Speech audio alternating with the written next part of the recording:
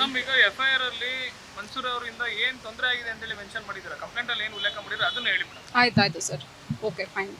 So even starting ಮದುವೆ ಟೈಮಿಂದನೂ ಅವರು ನಮ್ಮ ಮನೆಗೆ ಅಮ್ಮನ ಮನೆಗೆ ಹೋಗ್ಬಿಟ್ಟು ಬಂದರೆ ಏನು ಕೊಟ್ಟರು ನಿಮ್ಮ ಮನೆಯವರು, ಏನು ಕೊಟ್ಟರು, ಈ ಸಲ ಏನು ತೊಗೊಂಬಂದೆ ಅಂತೆಲ್ಲ ಕೇಳ್ತಾಯಿದ್ರು. ನಾವು ಈವನ್ ಗಣೇಶ ಹಬ್ಬಕ್ಕೂ, ಗೌರಿ ಗಣೇಶ ಹಬ್ಬಕ್ಕೂ ನಾವು ಗೋಲ್ಡ್ ಇದೆಲ್ಲ ಕೊಟ್ಟಿದ್ವಿ. ದೀಪಾವಳಿ ಹಬ್ಬಕ್ಕೂ ಗೋಲ್ಡ್ ರಿಂಗು ಮತ್ತು ಸೋಫಾ ಇದೆಲ್ಲ ಕೊಟ್ಟಿದ್ವಿ. ಆಮೇಲೂ ಏನು ಎಷ್ಟು ಬೆಲೆ ಬಾಳತ್ತಿದ್ದು ಇದು ಮಾಡುತ್ತೆ ಆ ಥರದ್ದೆಲ್ಲ ಇವರು ಅವ್ರ ತಾಯಿ ಮತ್ತು ಅವ್ರ ಅಕ್ಕ ಕೇಳ್ತಾ ಇರೋರು. ಸೊ ಹೀಗೆ ಆಲ್ಮೋಸ್ಟ್ ಇದು ನಡೀತಾನೆ ಇರ್ತಾಯಿತ್ತು, ಫ್ರಿಕ್ಷನ್ಸ್ಗಳು ನಡೀತಾನೆ ಇರ್ತಾಯಿತ್ತು ಮನೇಲಿ, ಆನ್ ಆ್ಯಂಡ್ ಆಫ್ ನಡೀತಾನೆ ಇರ್ತಾಯಿತ್ತು. ಆಮೇಲೆ ಇವ್ರದ್ದು ಕೋವಿಡ್ ಟೈಮ್ ಆಗಿತ್ತು, ಅವಾಗ ಯಾವುದು 2-3 ಪ್ರಾಜೆಕ್ಟ್ ಓಡಾಡ್ತಾಯಿದ್ರು ಇವರು, ಯಾವುದು ಪ್ರಾಜೆಕ್ಟ್ ಸ್ಟಾರ್ಟ್ ಆಗಿರಲಿಲ್ಲ. ಸೊ ಸ್ಟಾರ್ಟ್ ಆಗದೆ ಇದ್ದಾಗ ಅಟ್ಲೀಸ್ಟ್ ಒಂದು ಚಿಕ್ಕ ಪ್ರಾಜೆಕ್ಟ್ ಆದರೂ ನಾನು ಸ್ಟಾರ್ಟ್ ಮಾಡ್ಕೋಬೇಕು ಅಂದ್ಬಿಟ್ಟು ಅವರು ನಿಮ್ಮ ಮನೆಯಿಂದ ಕೇಳೋಕ್ಕಾಗುತ್ತೆ ದುಡ್ಡು ಅಂತೆಲ್ಲ ಸ್ಟಾರ್ಟ್ ಆಯಿತು.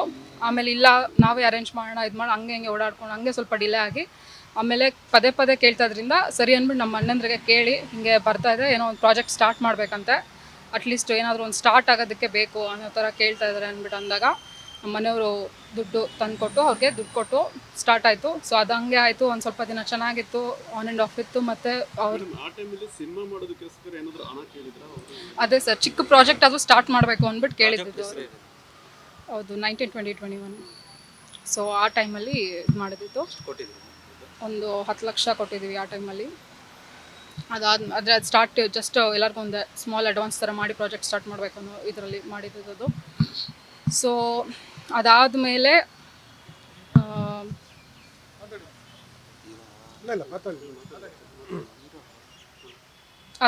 ಕೂಡ ಆಲ್ಮೋಸ್ಟ್ ಒಂದು 2022 ಇವ್ರಿಗೆ ಕಾರು ಬೇಕು ಅಂದ್ಬಿಟ್ಟು ಒಂದು ಬೇಡಿಕೆ ಸ್ಟಾರ್ಟ್ ಆಯಿತು. ಸೊ ಕಾರ್ದು ಒಂದು ಸ್ವಲ್ಪ ದಿನ ನೋಡಿದ್ವಿ ಎಲ್ಲಿ ನೋಡೋದು ಇದು ಮಾಡೋದು, ಒಂದು ಅಟ್ಲೀಸ್ಟ್ ಚಿಕ್ಕ ಕಾರ್ ತಗೋ, ಬಜೆಟ್ ಕೂಡ ಇಟ್ ವಾಸ್ ಟೂ ಮಚ್.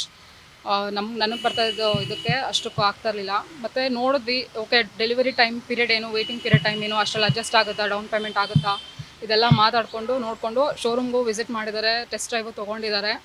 ಮತ್ತು ನಾವು ಶೋರೂಮ್ಗೆ ಹೋಗಿದ್ದೀವಿ. ಈವನ್ ಶೋರೂಮ್ ಅವರು ಅದು ಏನಿದೆ ಬ್ರೋಷರ್ ಅದೆಲ್ಲ ಕಳಿಸಿರೋದು ಇದೆ. ಸೊ ಒಂದ್ಸಲ ಮೆನ್ಷನ್ ಮಾಡಿದ್ದೀನಿ ಕೂಡ, ಅಟ್ಲೀಸ್ಟ್ ಈ ಮೊಮೆಂಟಿಗೆ ಚಿಕ್ಕದೊಂದು ತೊಗೊಳ್ಳೋಣ ನಿನ್ನ ಇದಕ್ಕೆ, ಬಿಕಾಸ್ ಹೇಳ್ತಾ ಇದ್ರು ಅವರು ಅದ್ರ ಫಂಕ್ಷನ್ಗಳಿಗೆ ಇದಕ್ಕೆಲ್ಲ ಹೋದಾಗ ಅವ್ರು ಕಾರಲ್ಲಿ ಬರ್ತಾರೆ ಅಂತ ಎಕ್ಸ್ಪೆಕ್ಟ್ ಮಾಡ್ತಾಯಿದ್ರು. ನಾನು ಬೈಕಲ್ಲಿ ಹೋಗಿದ್ದೆ, ಅವರು ಏನು ಗುರುತೇ ಹಿಡಿರಲಿಲ್ಲ ನನ್ನ, ಹಾಗೆ ಹಿಂಗೆ ಅವರೇ ಕೇಳಿದ್ರು, ಏನು ಸರ್ ಹಿಂಗೆ ಬಂದಿದ್ದೀರಾ ಅಂದ್ಬಿಟ್ಟೆಲ್ಲ ಕೇಳಿದ್ರು ಅಂತೆಲ್ಲ. ಸೊ ಮಲ್ಟಿಪಲ್ ಟೈಮ್ಸ್ ಈ ಥರ ಒಕೇಶನ್ಸಲ್ಲಿ ಮೆನ್ಷನ್ ಮಾಡಿದರು ನನಗೆ. ಸೊ ಸರಿ ಆಯಿತು ನೋಡೋಣ ಅಂದ್ಬಿಟ್ಟು ಇವ್ರ ಕಂಫರ್ಟ್ಗೆ ಅಟ್ಲೀಸ್ಟು ಒಂದು ಇದಕ್ಕೆ ಒಂದು ಸ್ಮಾಲ್ ಗಾಡಿ ನೋಡೋಣ ಅಂದ್ಬಿಟ್ಟು ಒಂದು 15 ಲಕ್ಷದ ಇದು ನೋಡೋಣ ಅಂತ ಹೋಗಿದ್ವಿ ಕೂಡ. ಅದು ನೋಡ್ಬಿಟ್ಟು ಇಲ್ಲ ಇದು ಬೇಡ, ಇದು ಬೇಗ ಡ್ಯಾಮೇಜ್ ಆಗಿಬಿಡುತ್ತೆ, ಬೇಕು ತೊಗೊಂಡ್ರೆ ನಾವು ಅದೇ ತೊಗೋಬೇಕು, ಲಕ್ಸುರಿ ಕಾರೇ ತೊಗೋಬೇಕು ಅಂತೆಲ್ಲ ಇದು ಸ್ಟಾರ್ಟ್ ಆಗಿ, ಆಮೇಲೆ ಲಕ್ಸುರಿ ಕಾರ್ಗೂ ಡೌನ್ ಪೇಮೆಂಟ್ ಎಷ್ಟಾಗುತ್ತೆ ಮತ್ತು ಇಂಟ್ರೆಸ್ಟ್ ಎಷ್ಟಾಗುತ್ತೆ ಅದೆಲ್ಲ ವಿಚಾರಿಸ್ಕೊಂಡು ಬಂದ್ವಿ. ಬಟ್ ನನಗಿದ್ದಿದ್ದು ಸಂಬಳಕ್ಕೆ ಅಷ್ಟಕ್ಕೆ ಅಫೋರ್ಡ್ ಮಾಡೋಕ್ಕಾಗ್ತಿರ್ಲಿಲ್ಲ. ಸೊ ಆ ಕೆಲಸನೂ ಬಿಟ್ಟೆ ನಾನು. ಸ್ಟ್ರೆಸ್ಫುಲ್ ಜಾಬ್ ಆಲ್ಸೋ, ನಾನು ಈಗಾಗಲೇ ಮೆನ್ಷನ್ ಮಾಡಿದ್ದು ಇದರಲ್ಲಿ ಕೆಲಸ ಕೂಡ ಹಾಗೆ ಇತ್ತು. ಮತ್ತು ಅಷ್ಟು ತಕ್ಕನಂಗೆ ನನಗೆ ಸ್ಯಾಲ್ರಿನೂ ಇಲ್ಲ ಅನಿಸ್ಬಿಟ್ಟು ಕೆಲಸ ಬಿಡ್ತೀನಿ, ಒಂದು 2 ಮಂತ್ಸ್ ಗ್ಯಾಪ್ ತೊಗೊಂಡು ನಾನು ಕೆಲಸ ಮತ್ತೆ ಹೋಗ್ತೀನಿ, ಬೇರೆ ಕಡೆ ನೋಡ್ತೀನಿ, ನನಗಿರೋ ಎಕ್ಸ್ಪೀರಿಯನ್ಸ್ ಅಟ್ಲೀಸ್ಟ್ ಬೇರೆ ಕಡೆ ಸಿಗುತ್ತೆ ಅಂದ್ಕೊಂಡು ಬಿಟ್ಟಿದ್ದು. ಬಿಟ್ಟ ಮೇಲಂತೂ ಇನ್ನೂ ಸಿಕ್ಕಾಪಟ್ಟೆ ನರಕ ಯಾತನೆ ತೋರಿಸಿದ್ದಾರೆ ಅವ್ರ ಮನೇಲಿ. ಲಿಟ್ರಲಿ ನನ್ನನ್ನು ಮನೆ ಕೆಲಸದೊಳಗೆ ಮಾಡ್ಕೊಂಡಿದ್ದಾರೆ. ಪದೇ ಮಾಡಿಸೋದು, ಕೆಲಸ ಮಾಡಿಸೋದು, ಎದ್ದೇಳು ಮಾಡು. ಮತ್ತು ಅವ್ರ ತಾಯಿಗೆ ನಾನು ಏನು ಎದುರು ಹೇಳಬಾರ್ದು. ಅದ್ಯಾಕೆ ಅವ್ರ ತಾಯಿ ಅಂತೂ ಅಲ್ಲಿಂದ ಮಾಡ್ಕೊಂಬ, ಇಲ್ಲಿ ಸರಿಯಾಗಿ ಒರೆಸಿಲ್ಲ ನೀನು, ಗುಡಿಸಿಲ್ಲ ನೀನು. ಅದು ಆಲ್ಮೋಸ್ಟ್ ಒಂದು 1200 to 1500 ಸ್ಕ್ವೇರ್ ಫೀಟ್ ಮನೆ ಅದು. ಸೊ ಅಷ್ಟು ಡೀಟೇಲಾಗಿ ಇದು ಮಾಡೋರು. ಮತ್ತು ಅವನು ಅಂಗಡಿಗೆ ಹೋಗಿ ಬರೋ ಗ್ಯಾಪಲ್ಲೆಲ್ಲ ನನಗೆ ಅವ್ರ ತಾಯಿ ಹೊಡೆದಿದ್ದಾರೆ, ಏನು ಮಾಡ್ತೀಯ ನಿನ್ನ ಕೆಲಸ, ಇದು ಮಾಡೋಕ್ಕೆ ಬರಲ್ವಾ ನಿನಗೆ. ಈವನ್ ಅವ್ರು ಬಂದಾಗಲೂ ನಾನು ಅಳ್ತಾ ಇದ್ದಾಗ ಅವ್ರು ಕೇಳಿದ್ದಾರೆ ಏನಾಯಿತು ಅಂತ, ಈ ಗ್ಯಾಪಲ್ಲಿ ಏನಾಗಿರ್ಬೋದು ಅನಿಸುತ್ತೆ ನಿನಗೆ ಅಂತಲೂ ಕೂಡ ಅವ್ರಿಗೆ ನಾನು ವಾಪಸ್ ಕೇಳಿದ್ದೀನಿ. ನ್ಯೂಸ್ ಫಸ್ಟ್, ನಿರ್ಭೀತಿಯಿಂದ ನಿಮ್ಮ ಪರವಾಗಿ.